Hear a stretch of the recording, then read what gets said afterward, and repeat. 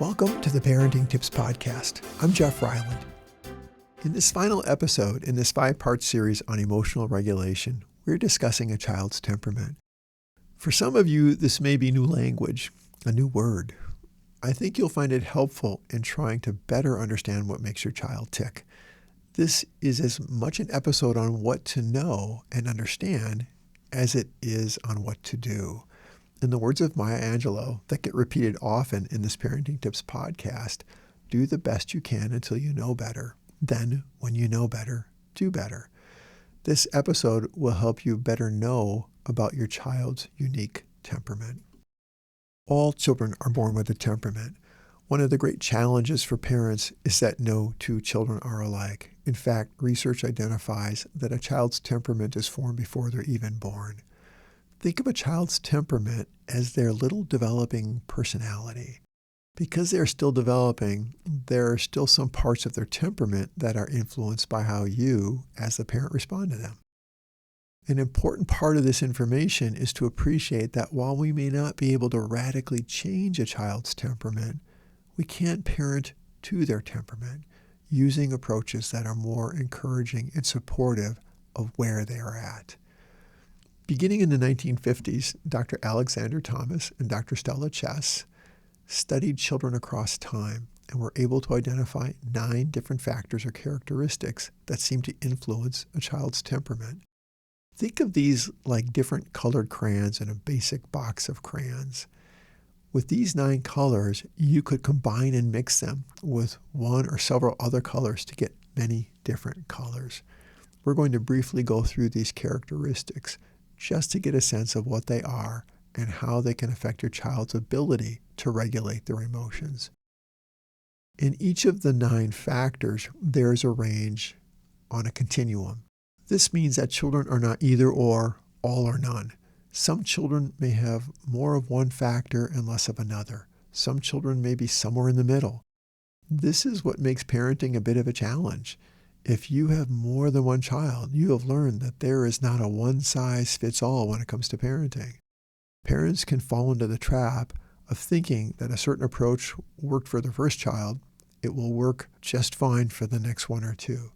They soon discover that this doesn't work so well, and it can be humbling and also frustrating.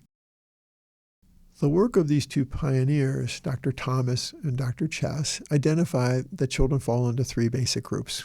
The first group are easygoing children, and about 40% of children fall into this category. The second group are slow to warm up or hesitant children, and about 15% of children fall into this category. The third group are challenging children, and about 10% of children fall into this category. Now, you might be doing the math and have figured out that only adds up to 65% of the children studied. You're right. Thomas and Chess were unable to classify roughly 35% of the children from their longitudinal studies because they didn't fit neatly into any category. Sometimes they were easygoing, other times they were slow to warm up, and sometimes they were challenging. The best way to visualize this is by placing easygoing children at one end of the long line and slow to warm up children somewhere in the middle and challenging children at the other end of the line. There are no hard and clear barriers between these 3 groups, as many children, more than 1/3, seem to share some of the characteristics of 2 different groups. So how is this helpful for parents? Well, this is where it gets really interesting. The 3 categories of children's temperaments was based on where each child falls on 9 different characteristics. We're going to go through each of these 9 and take a look at what parents can do in order to parent to that particular characteristic their child has. We are not talking about major changes in discipline, but rather more subtle changes in how you approach and prepare a child for changes that may occur day to day. The first category is activity level. The characteristic refers to the level of activity that a child shows in their day. Do they tend to be high energy, restless, always moving, or do they tend to be more sedentary and seem to take their time in completing tasks? For active children, it's important to find ways to let them burn off some of that energy through gross motor activities such as running and jumping. Creating challenge courses or obstacle courses, rigorous activities can help them to harness some of their energy. Conversely, Fine motor activities like drawing or coloring, cutting, or building with Legos can be used for indoor activities. To improve their ability to regulate their level of noise, quiet games using slow dinosaur feet, pretending you are walking through mud or deep snow or in slow motion, and playing quiet and cooperative listening games like Simon Says or Captain May I can help to channel some of that energy. Also, you can help your child with their language development by describing their actions and emotions as you see them. Increased word use can help them communicate more efficiently. If, on the other hand, your child has low activity levels, they would benefit from either smaller tasks or enough time to complete those tasks. In situations with children with high and low activities mixed together, there's a tendency for highly active kids to just kind of take over and do the tasks for lower activity kids. This can be discouraging for them as they need to build confidence with completing tasks to feel successful. Faster is not necessarily better. The second characteristic is regularity. It is what it sounds like. How regular are your child's routines around things like their appetite, their sleep, and even their bowel movements? Regularity is not always something that kids can control. Some kids are just not hungry at mealtime. Some kids seem to have erratic sleep patterns. Similarly, some kids struggle with having regular bowel movements. Regularity as part of daily routines is a good thing. Kids thrive on structure and routines. Having tasks and events occur at roughly the same time each day is important. This includes regularity in morning routines, mealtime routines, bath routines, and bedtime routines. Try not to stray from routines too much on weekends and holidays, as kids who are used to routines struggle more during those transitions. Transitions between homes when parents don't live together can be particularly hard. It is best for children when the routines are fairly similar at both parents' homes. If there are changes in routine that you can anticipate, be sure to talk with your child about those changes. If your child seems to struggle more with routines, validate their feelings, but gently nudge them toward the routine that will help prepare them for life. School environments have routines, work environments have routines.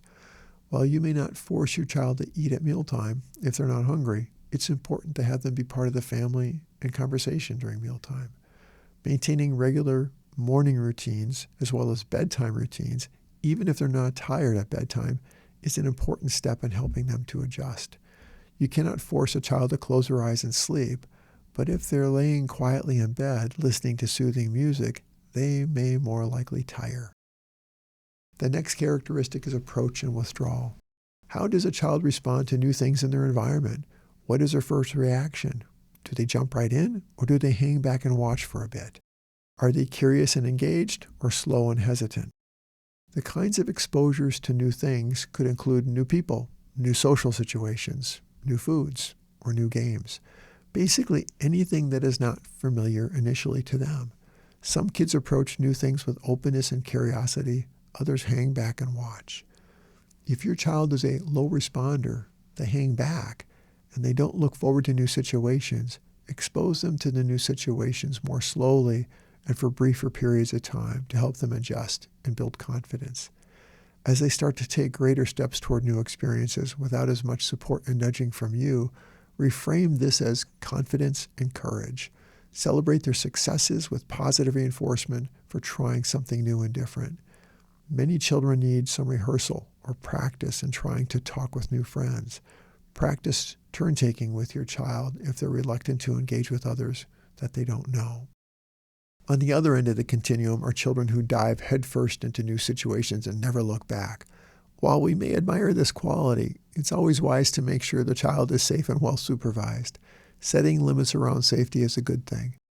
Kids who approach with ease can sometimes misread the social situation and infringe on others. Help them to know the rules and expectations of this new situation and be respectful of others' space and needs.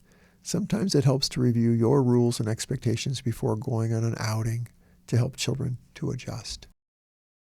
Adaptability is another characteristic. It's just what it sounds like. How able is a child to make adjustments to change in their routines or expectations? Some kids go with the flow and adjust quickly. Other kids get stuck and struggle with change. For kids with low adaptability, gradual exposure is most helpful. Slowly expose your child to a new experience for brief moments when possible. Remember, kids thrive with predictability and routine. As they gain confidence, they will take bigger steps. There is a reason why swimming classes do not throw beginning swimmers into the deep end of the pool. Bad experiences can generate more anxiety and make the next few attempts more difficult. Having other children they know and also like participating in the new activities can help to ease them in. For kids that adapt quickly, be happy for them and encourage them, but also monitor their level of interest for potential boredom from the activity. Not all activities are going to be non-stop excitement. Intensity is a characteristic that refers to the amount of energy a child expends while responding to any situation. Some children respond with high levels of energy, others respond with much lower levels of energy. If the energy is negative and high, it can be loud and difficult for parents to manage. If your child has intense emotional reactions, help them to calm down. Staying calm yourself is really important here. First, help them to regulate, then relate. Come alongside and help them understand their feelings. They may need some time or a timeout to calm down. Try to anticipate these moments by recognizing your child's triggers or circumstances that seem problematic. Setting limits and being firm but nurturing is crucial. Some kids have a low-intensity reaction. This means they don't show how they're feeling about the situation. It does not necessarily mean that they're adapting. They may instead be stuffing their feelings about something, unsure of how to express them.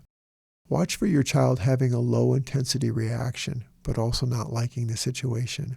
On the one hand, we don't want them to have a meltdown. On the other hand, we want them to be able to be comfortable expressing themselves if they're displeased about something. Encourage them to use their words or to share what they're feeling and thinking. Mood refers to a child's overall language, affect, and behaviors, and whether or not their mood leans more toward being positive, happy, and upbeat, or more toward somber or serious, sad, anxious, or negative. Some children are positive and upbeat most of the time. Kids like this seem to easily roll with challenges and are quite pleasant to be around. Encourage your child for being positive and for seeing the bright side or looking for the silver lining in difficult situations, but also help them to recognize that while optimism is good, disappointment is also a normal experience. If your child tends to lean into negative thinking more often, take care not to correct or argue with them. It's better to help dilute negative perspectives rather than correct or punish them. Avoid labeling your child as negative or sour grapes. If they become too negative, give them some time away to collect their thoughts and calm down. Help them to try to balance and see both sides of a situation, the negatives and the positives. Teach them how to find joy in small moments and find fun activities for them to engage in. The attention span characteristic is really the ability of a child to focus and stay on task, such as playing a game, building something, participating in an activity without losing interest quickly. This trait is not an exact measure for ADHD. We all have attention spans, some longer and some shorter.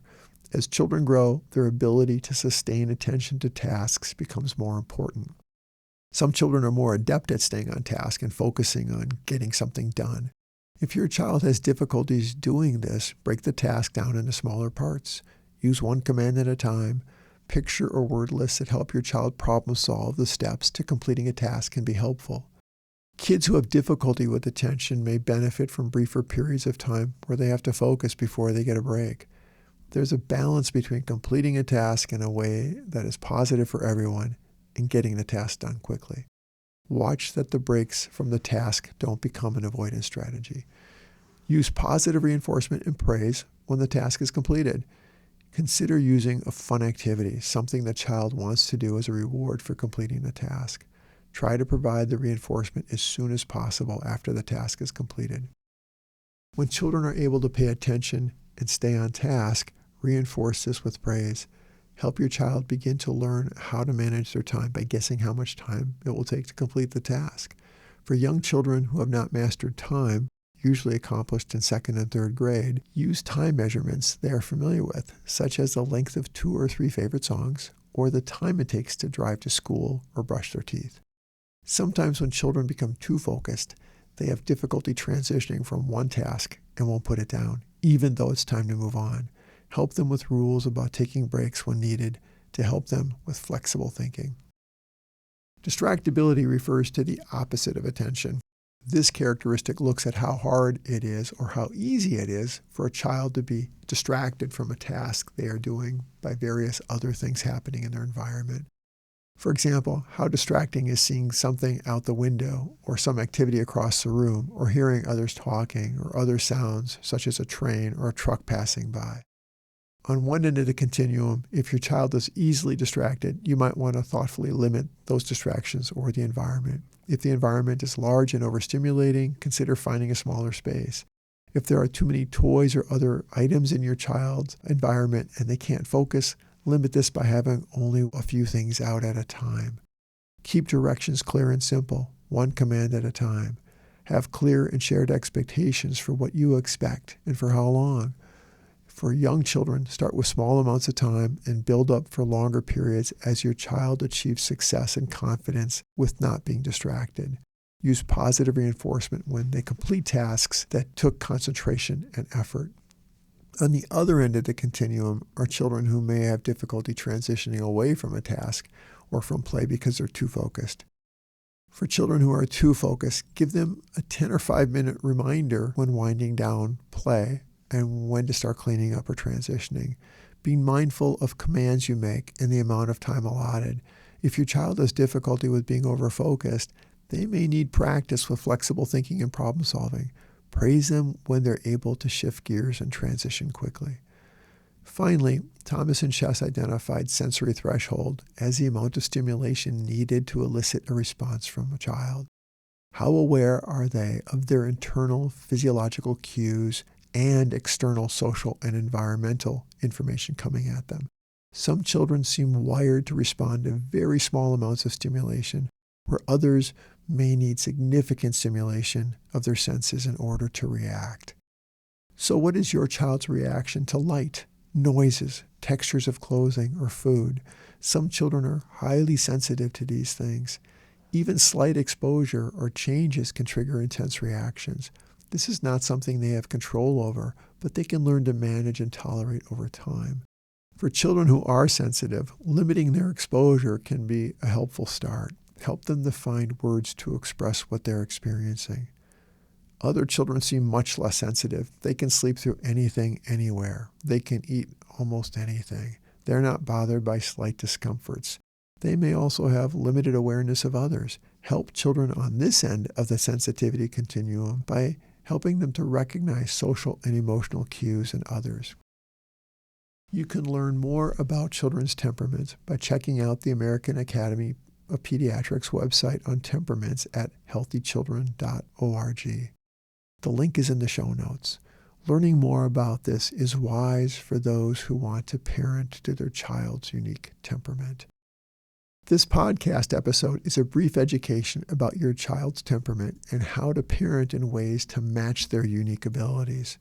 Effective parenting requires that we adapt our routines and try new approaches to come alongside our child based on their temperament and their developmental abilities. While this is not exactly rocket science, it is not simple either. Good parenting is not a one-size-fits-all. It takes curiosity, commitment, persistence, and a strong dose of humility on the part of parents to learn new strategies for parenting. This episode describes 3 identifiable children's temperament types: easygoing, slow to warm up, and challenging. There are also many children who don't fit neatly into these 3 groups. The 9 characteristics of a child's temperament have been described with some suggestions for how to respond to each child, depending on where they are on that continuum for each characteristic. Parenting is a little like the Goldilocks principle, trying to find strategies that are not too much or too little, but just right, in order to match your child's unique temperament. The great news is that you are listening to this podcast. You are learning. You will be trying new strategies. Remember, There will be trial and error. There are no perfect children. There are no perfect parents. Children tend to be pretty forgiving of the mistakes parents make, so long as parents take steps to correct them. What matters most is the parent-child relationship. By working to understand your child's unique temperament, you're taking a step towards having a better relationship with your child. Thank you for tuning in and considering this parenting topic. I hope this information added to your growing toolbox for parenting your child or children. Please consider exploring other topics in this series. Remember, no one parenting tool can do everything. We need many tools to become the best parents for our children. Your children's future depends on you and the time and effort you invest in them today.